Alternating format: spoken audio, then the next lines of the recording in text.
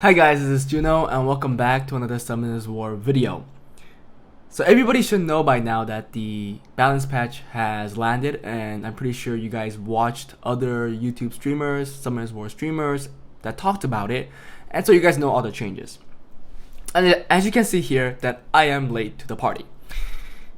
I don't know why they don't just bring out the balance patch on the weekend so it's easier for me, but it's fine. I just have priorities in life, so I am making this video late.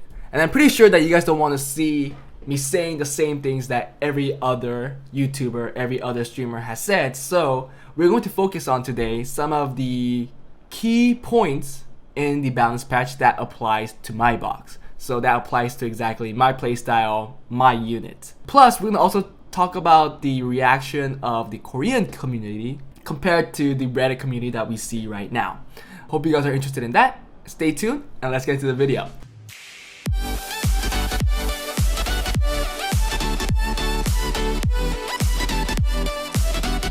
I know, again, you guys probably are really sick of seeing the same thing over and over again, so I'm going to try to go really quick and just talk about certain units that apply to me that I have used, which is a lot, but it's probably still a lot less than every other unit that is mentioned in this balance patch. So the first one, the Sniper MK Fire Carcano nerf. Decrease the defense for 2 turns to 1 turn, and I think that is fine. I still think that he's going to be meta. I have a second one built, and with the 24 speed lead and with his passive that tries to defense break on the start of his turn, I still think it's great. Whether he lands it or not, the rate still hasn't changed, so if your Carcano was landing defense break before, it should still be landing defense break now. And the 2 turn shouldn't really be a problem because he does this at the start of his turn every turn. So yeah, that's my thought. I think he's still going to be good, but I'm not going to make more than 2. I don't like to make multiple units, although I did with the Commune and Skogul. But yeah, I don't like to make multiple units, and again, the snipers are a family that shines only if they're fully skilled up, or most likely almost all skilled up. So it's really hard to get skill ups if you're not summoning a whole lot of scrolls. So that's my reasoning. I'm going to only stick with 2, and I think that's good. The Water Howl, and I'm only going to talk about the Water Howl because that's the only one that I'm currently using. Heal skill 2, increased cooldown from 2 turns to 3 turns. I think that is good because he was too oppressive against certain team comps. If he violent procs and gets any of his skills up, skill 3 or skill 2, he gets an automatic cleanse on the unit or all the units, and I think that was really strong. I was okay on one side of my heart because he's an F2P unit that everybody could have and has access to. So really, your argument could be like, hey, but everybody has it. It's just if you want to go that playstyle, pick it out first. However, that's the thing. There's not only one playstyle. There's multiple playstyles, and if there's one unit that is countering one entire playstyle, I think that's a problem. So I think the nerf is okay. I still think he's good. I still think that you should go the fast resistance build. However, I have seen people going just a really fast build and sacrificing their resistance. I don't know, I guess that's fine because again, resistance is a joke. Even with 100 resistance, he still gets stunned, he still gets reset, so what's the point of resistance, some people might say, and I understand. Even I get that sometimes. Onimushas. I think skill 1 to the entire family is a pretty big nerf because we all know there's one, at least one of the entire family that didn't shine as the others, and that's the Suiki. Suiki took time for him to shine. Making a weak unit in the early game, right? In the early stages of a battle, even weaker, I think that's a problem. But we'll have to see. I'm hoping that Com2uS, did some testing. Yeah, right, yeah, did some testing, but we'll just have to wait. The Dark one, I'm gonna give a quick mention because this nerf was a big hot topic in the Korean community. They were really mad, and obviously when I say they, it's the people that have the LDNAF5, the Dark Onimusha, and they're really mad.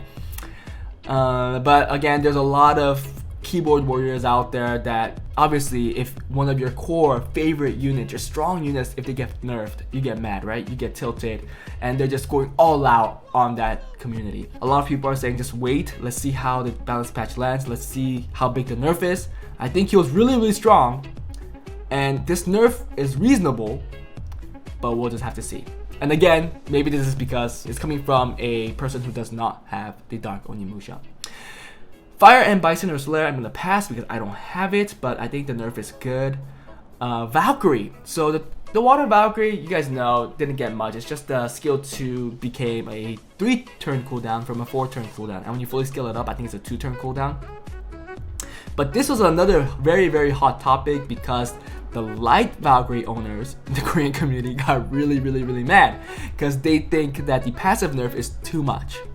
However, I think you really have to think of it as a whole, because if you look at the entire buff of the family, making the skill 1 a skill that has a chance to push down cooldown time, which I think is pretty crazy. Some people say that it might be not as strong because it's only 20%, but we don't know how the chance goes up depending on the skill up. So maybe, who knows, it could be like 30-40%, which is not that bad, right?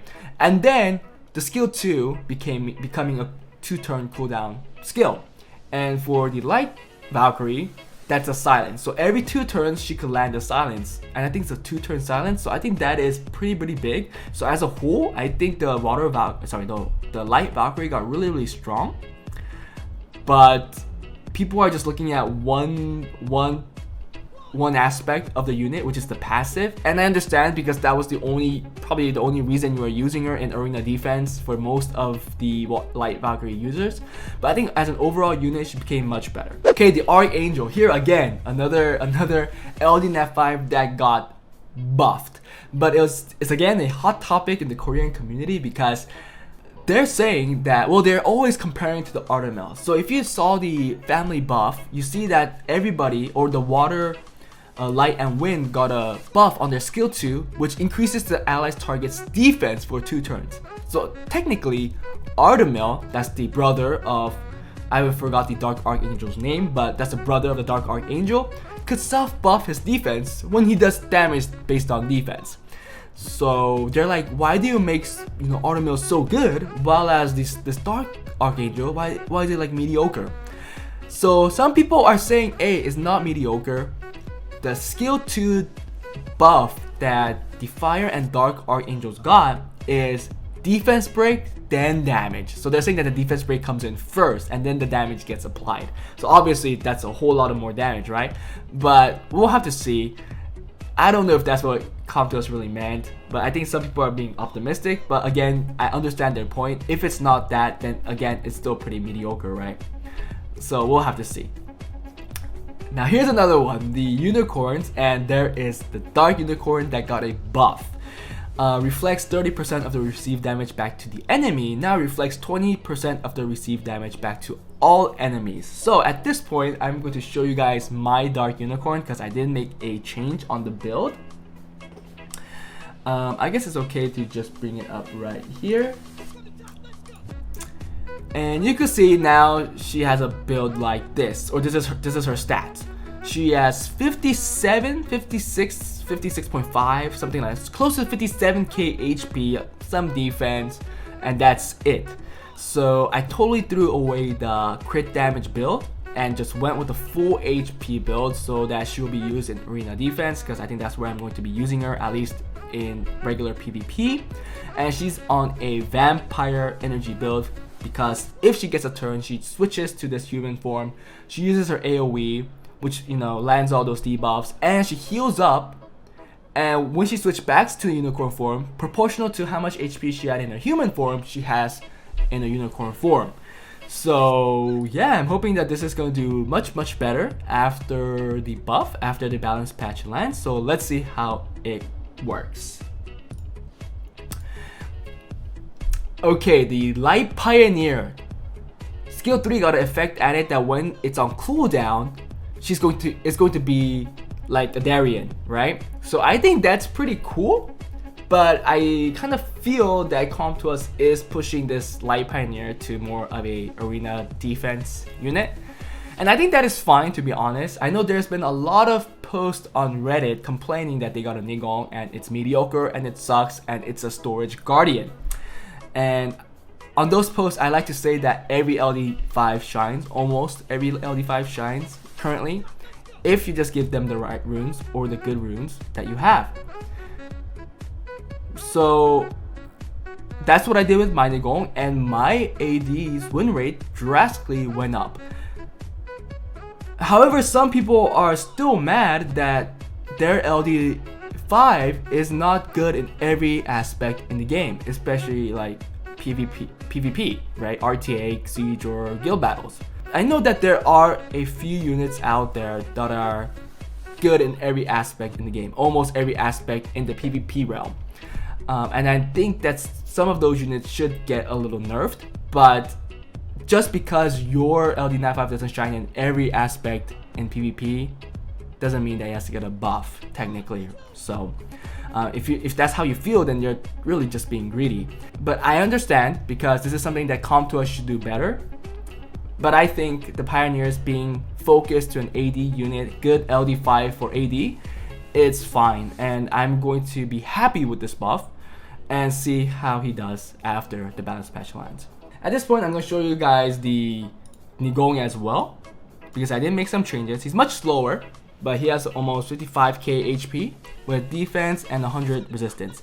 The skill 2 buff that he also got is pretty big with the water Pioneer, and now it's a flat 20% damage of his max HP. So currently my Nigong theoretically should do 10 to 13k damage, and people are saying that this is just straight up damage. It doesn't get affected by like the defense. It's like a ignore defense straight up damage, and I think that's pretty awesome. So let's see if that's the case. And it makes it easier for us to ruin this guy, because you really don't have to care about crit rate or crit damage. Some people with the Wusa used to give him crit damage and crit rate, but now you don't have to do that because it's just a flat 20% of his HP. So you can see that I just focus on HP, defense, and resistance, and I think that whoever has Nigong should do the same. Everything else didn't catch my attention. I know like the Dark Dragon got a buff, and I think that's great because there's so many passives these days in AD, and I think this effect added will give him a place in AO. And that's about it. I know the Desert Queen got a buff, the speed buff. I know that some people are saying that's big. I think it's big too, but mine's not scaled up, and I don't know if I want to use my Devilmons on the Fire Desert Queen. We'll have to see, because people are saying that she could be like Oki. I'm not sure. We'll have to see. I don't want to give a swift set to the Fire Desert Queen, to be honest. Okay, all the Archangels getting 5 more speed. I like that. It makes it easier to ruin my Aerial on double Nemesis Will, so that it's faster, so that it could proc its Nemesis and get a seal off. But yeah guys, that was it. I wanted to let you guys know that overall the American community or the global community in Reddit was a lot more lenient with this balance patch. It was better than the past balance patch, so it had to feel better. But the Korean community was really mad when it first dropped. Most of it was coming from the LD5 changes, the Dark Onimusha nerf, the Dark Archangel buff, but not in the correct way, is what they're saying, because it seems like Artemil is just getting more stronger than the Dark Archangel. I keep saying Archangel because I don't know is it Lucifer? No, that's the demon. Yeah, I don't know. But yeah, people are complaining that the Dark Archangel and the Light Archangels, the gap between them is getting bigger and bigger, saying the Artemil is getting better and better while the Dark Archangel is getting better but not as much. So that's one of their big points. And then finally the last one was the Valkyrie, but I think Valkyrie overall is a buff, and once people see the balance patch land, I think that they'll know that her kit is really good now. So the overall unit is much better than it was before. So yeah, that was it guys. Hope you guys enjoyed the video. I hope you guys are excited to see how my arena defense will do once the balance patch lands. I'm looking forward to it as well, because I have 2 of the units that got buffed, and it looks like they'll be good in AD. So yeah, let's see how it does then. But that was it, and I hope to see you guys next time. If you guys liked this video, please give this a like so that this video will be exposed to more videos out there. And yeah, if there's anything else that you guys would like to see me do in Summoners War, then please put a comment below and I'll try my best to do that. Hope you guys understand that I am not posting as much as I did before, just because, again, my my regular job is really busy, so I just don't have the time and energy to be editing, posting videos daily. But yeah, I'll see you guys next time. Bye.